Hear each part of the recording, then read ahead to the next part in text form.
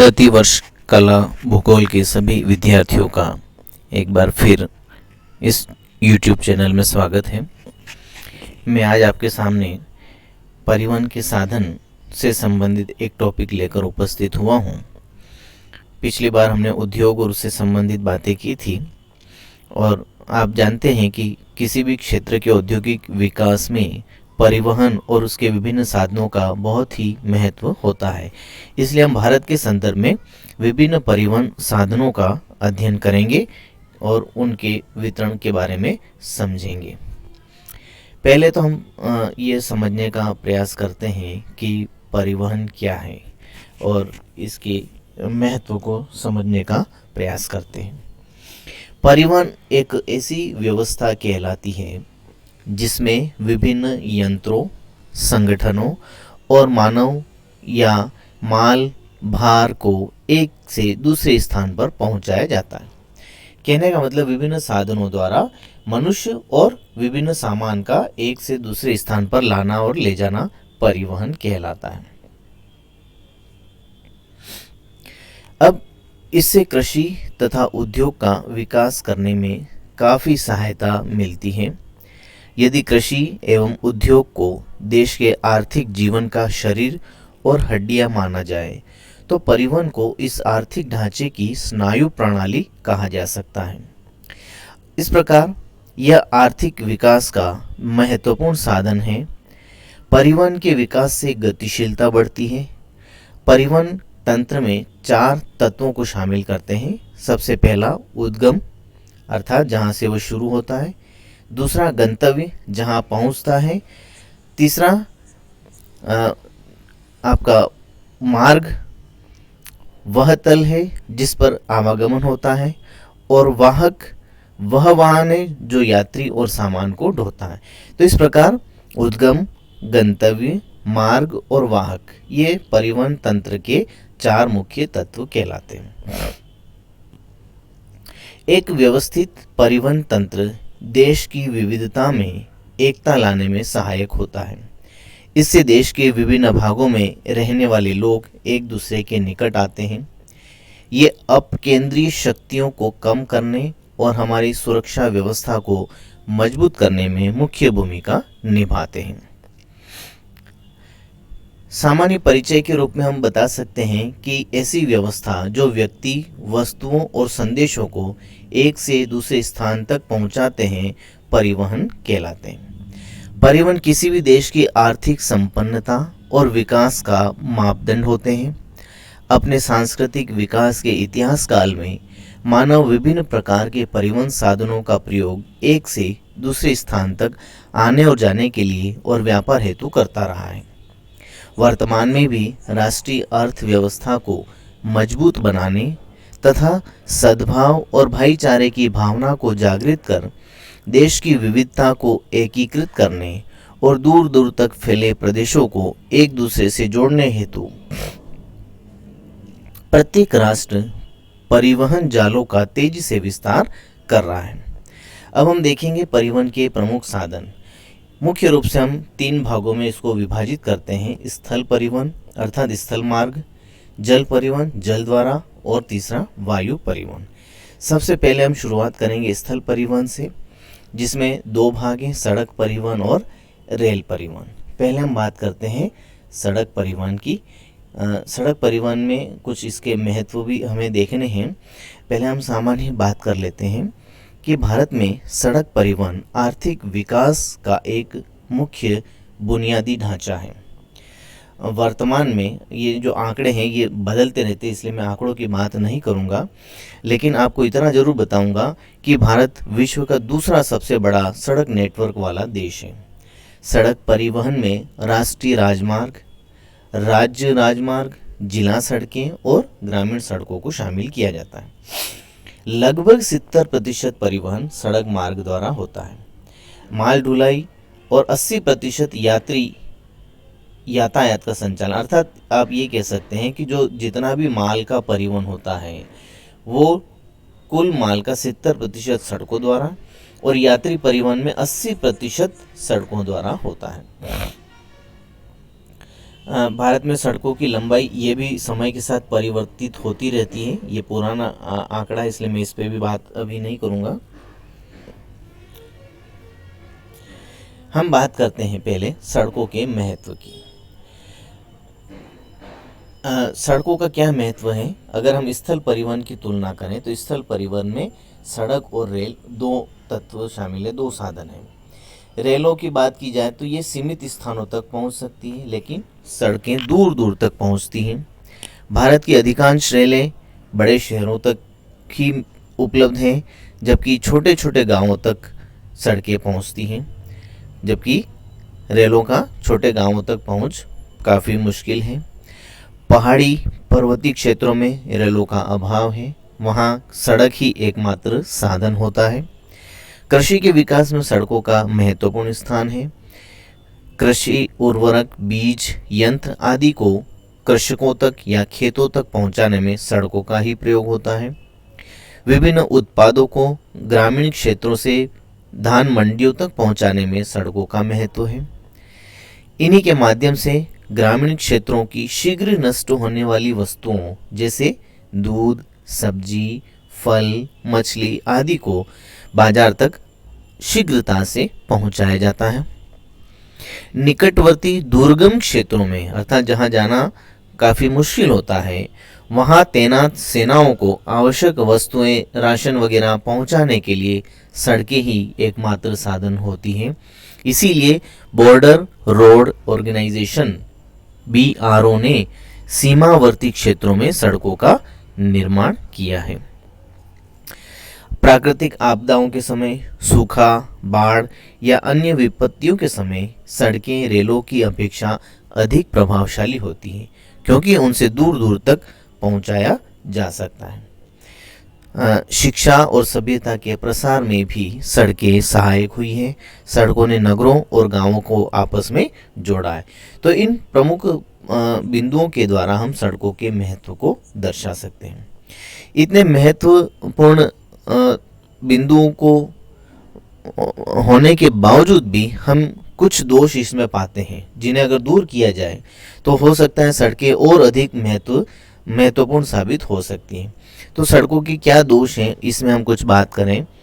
ये अधिक लंबी दूरी तय करने के लिए अधिक उपयोगी नहीं है। अधिक भारी वस्तुएं जैसे लोहा, कोयला आदि प्रायः रेलों द्वारा ढोया जाता है, क्योंकि उससे वो सस्ता पड़ता है।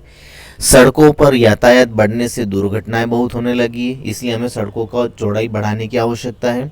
वाहनों की संख्या बढ़ जाने से प्रदूषण बढ़ा है। यह रेल परिवहन से अधिक महंगा है।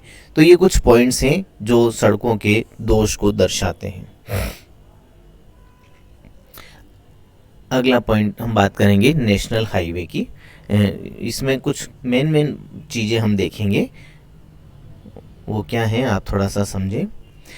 राष्ट्रीय राजमार्ग जो हैं उनका निर्माण और उनका रख रखाव की जिम्मेदारी सेंट्रल गवर्नमेंट की होती है, केंद्र सरकार की होती है। ये ऐसे राजमार्ग हैं जो विभिन्न राज्यों की राजधानियों और शहरों को जोड़ते हैं। राष्ट्रीय राजमार्ग देश के कुल सड़क मार्गों की तुलना में या सड़क मार्गों की लंबाई का मात्र 2% है। मतलब 100% में से केवल 2% ही राष्ट्रीय राजमार्ग है, नेशनल हाईवे हैं। लेकिन इनके द्वारा देश के संपूर्ण परिवहन का लगभग 40% भाग वहन किया जाता है। ये इसके महत्व को दर्शाता है। मतलब केवल 2% है, लेकिन 40% भाग वहन करते हैं। राष्ट्रीय राजमार्ग प्राधिकरण राष्ट्रीय राजमार्गों के विकास, रख रखाव और प्रबंधन का कार्य करता है, जिसकी स्थापना 1995 में हुई। ये आपको पॉइंट याद रखना है, प्रश्न पूछा जा सकता है कि राष्ट्रीय राजमार्गों के विकास और उनके प्रबंधन का कार्य किस प्राधिकरण द्वारा किया जाता है। तो आपको बताना है राष्ट्रीय राजमार्ग प्राधिकरण।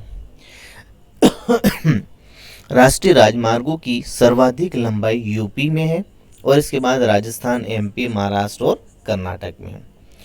1951 में राष्ट्रीय राजमार्गों की कुल लंबाई केवल 19,700 किलोमीटर थी, लेकिन बढ़ते विकास और तकनीकी विकास की वजह से वर्तमान समय में यह 1 लाख किलोमीटर से भी अधिक हो चुकी है और निरंतर इसमें विकास होता जा रहा है। अगर प्रमुख राष्ट्रीय राजमार्गों की बात करें हम, तो जैसे NH1 नेशनल हाईवे नंबर 1, ये है नई दिल्ली से अटारी तक, जो भारत पाक बॉर्डर तक जाती है और इसे ग्रांड ट्रंक रोड अर्थात GT रोड के नाम से जाना जाता है।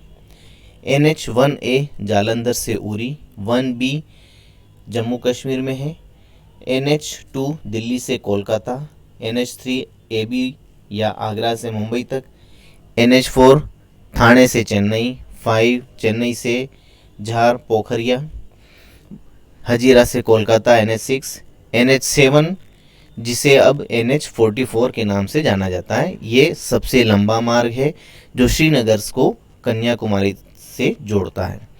NH8 दिल्ली मुंबई, 8M मांडवी बंदरगाह से अहमदाबाद, 8B पोरबंदर से, 9 पुणे से, 10 दिल्ली से, 11 आगरा से बीकानेर, 15 पठानकोट से समाख्याली तक, पनवेल से कोच्चि तक NH17। ये विभिन्न राजमार्ग और इनकी दूरियां भी आपको देखनी है। मैं अगले टॉपिक में इसके बारे में और विस्तार से बताऊंगा।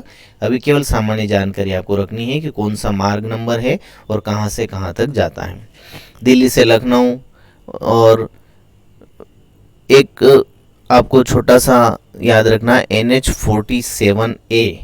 NH47 तो सेलम से कन्याकुमारी तक है और NH47A केरल में विलिंगटन द्वीप पर है, जो सबसे छोटा राजमार्ग है और मात्र इसकी लंबाई 5.9 किलोमीटर है।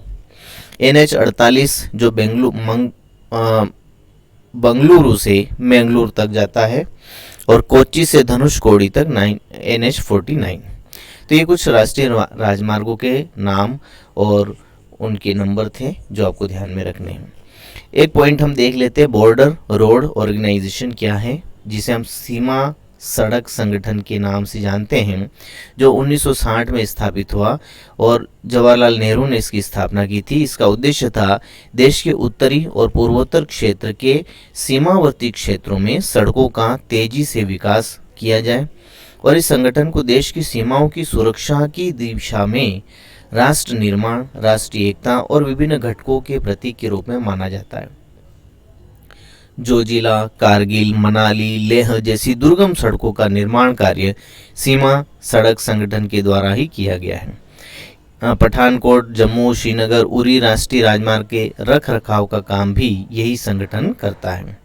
वर्तमान में इसके अंतर्गत सड़क निर्माण से संबंधित अनेक प्रोजेक्ट चल रहे हैं, जैसे प्रोजेक्ट हीरक, प्रोजेक्ट बीकन और प्रोजेक्ट बंतंग। आप इसको पढ़ेंगे। अगला पॉइंट मैं आपको बताता हूँ, राष्ट्रीय राजमार्ग विकास परियोजना, जिसे हम NHDP national highway development project के नाम से जानते हैं, भारत में आर्थिक विकास को बढ़ावा देने के उद्देश्य से भारतीय राष्ट्रीय राजमार्ग प्राधिकरण अधिनियम 1988 द्वारा राष्ट्रीय राजमार्ग विकास परियोजना शुरू की गई, जिसके कुल 7 चरण हैं। पहले चरण में स्वर्णिम चतुर्भुज योजना शुरू की गई, जो 4 महानगरों दिल्ली, मुंबई, चेन्नई और कोलकाता को आपस में 4 से 6 लेन वाले सड़क मार्ग द्वारा जोड़ने की योजना थी।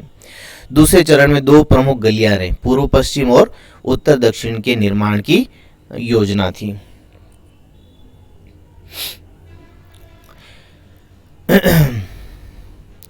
अब पूर्व में सिलचर और पश्चिम में पोरबंदर को सड़क मार्ग द्वारा जोड़ने की योजना पूर्व पश्चिम, और उत्तर से दक्षिण में श्रीनगर और कन्याकुमारी को जोड़ने वाली उत्तर दक्षिण गलियारा की योजना है। ये दोनों एक दूसरे को आपस में झांसी में काटते हैं। एक छोटा सा पॉइंट आप और देख लें, जिसके बारे में हम बात की थी, NH1 और NH2।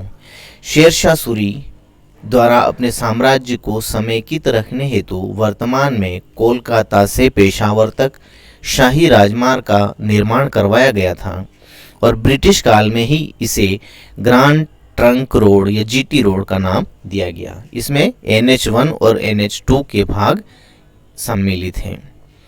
एक योजना है हरित राजमार्ग नीति। क्या है ये नीति, इसके बारे में देख लेते हैं। वृक्षारोपण, प्रतिरोपण, सौंदर्यीकरण और रखरखाव। नीति 2015 29 सितंबर को शुरू हुई। इसका लक्ष्य समुदाय, किसान, निजी क्षेत्र, गैर सरकारी संगठन और संस्थानों की भागीदारी से राजमार्ग गलियारों में हरियाली को बढ़ावा देना है।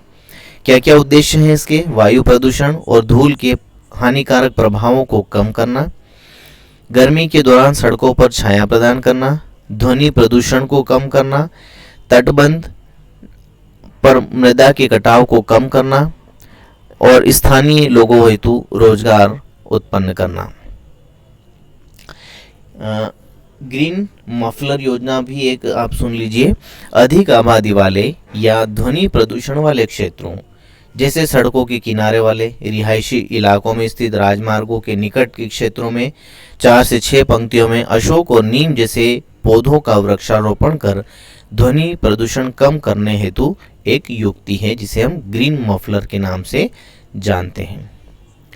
भारत माला योजना यह सड़क परिवहन और राजमार्ग मंत्रालय के अंतर्गत एक वृहद अम्ब्रेला स्कीम है। इसके द्वारा भारत के सीमावर्ती क्षेत्र राज्यों को जोड़ने के साथ उन्हें तटीय राज्यों और उनके बंदरगाहों से जोड़ा जाएगा। इसमें गैर प्रमुख पत्तनों पर विशेष ध्यान दिया जाएगा। सेतु भारतम योजना, नरेंद्र मोदी जी हमारे प्रधानमंत्री जी ने रेलवे क्रॉसिंग पर बार बार होने वाली दुर्घटनाओं और जन हानि को रोकने हेतु मार्च 2016 को नई दिल्ली में इस योजना का शुभारंभ किया। इसमें 2019 तक सभी राष्ट्रीय राजमार्गों को रेलवे क्रॉसिंग से मुक्त करने की योजना है। इसमें 208 रेलवे ओवरब्रिज और अंडरब्रिज बनाए जाएंगे।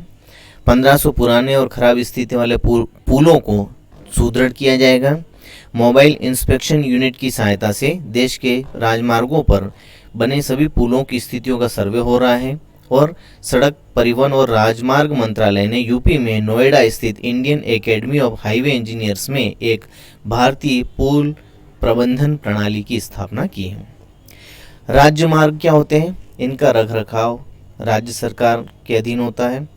इसका निर्माण राज्य के सभी बड़े कस्बों नगरों को आपस में जोड़ने के उद्देश्य से होता है। महाराष्ट्र में प्रांतीय राजमार्गों की लंबाई सबसे अधिक है। जिला सड़कें, इनका निर्माण जिला मुख्यालय, कस्बों और गांवों को आपस में जोड़ने के उद्देश्य से किया जाता है, जो जिला बोर्डों के अधीन होती हैं। ग्रामीण सड़कों का निर्माण गांवों को आपस में जोड़ने के उद्देश्य से होता है, जैसे प्रधानमंत्री ग्राम सड़क योजना, जिसके तहत भारत के सभी गांवों को 12 मासी सड़कों से जोड़ने की प्रक्रिया संचालित की जा रही है।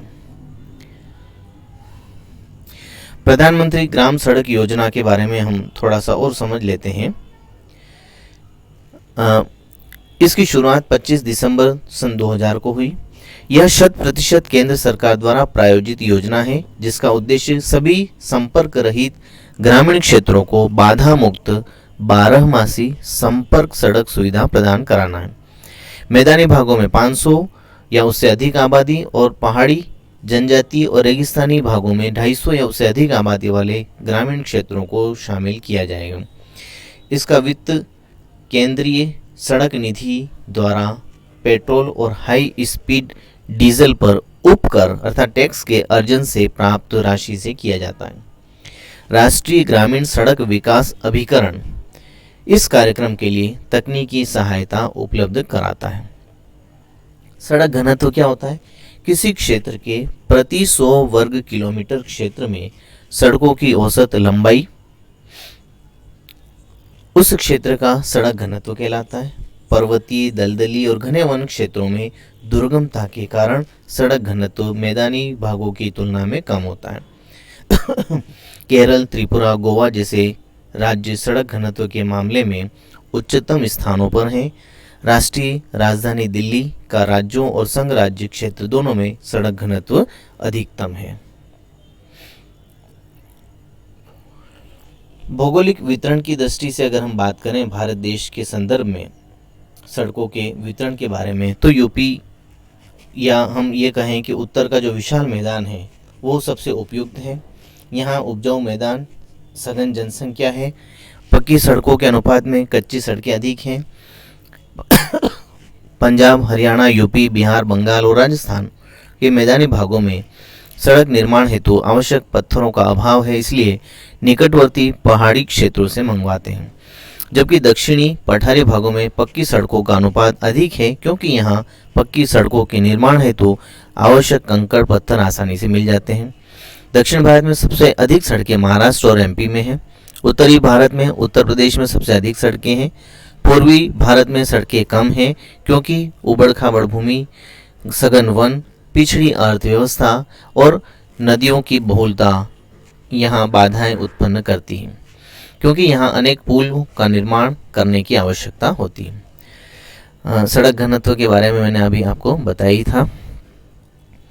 तो छात्रों, इस टॉपिक को मैं अभी यहाँ ख़त्म कर रहा हूँ और अगले टॉपिक में, अगले वीडियो में हम सड़क के या स्थल परिवहन का जो दूसरा साधन है, जिसे हम रेल मार्ग कहते हैं, रेल परिवहन कहते हैं, उसकी बात करेंगे। तब तक के लिए थैंक यू वेरी मच।